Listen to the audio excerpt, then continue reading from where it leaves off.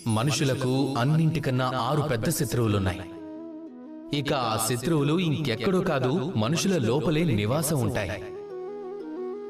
ఆ శత్రువులు ఏమిటంటే కామం, క్రోధం, మోహం, లోభం, ఈర్ష్య, అలాగే అహంకారం. మరైతే ఇవి ఎప్పుడు మీకు శత్రువుగానే ఉంటాయా?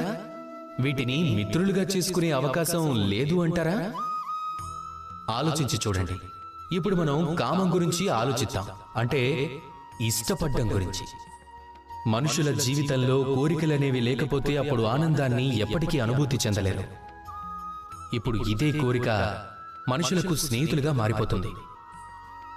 ఎలా?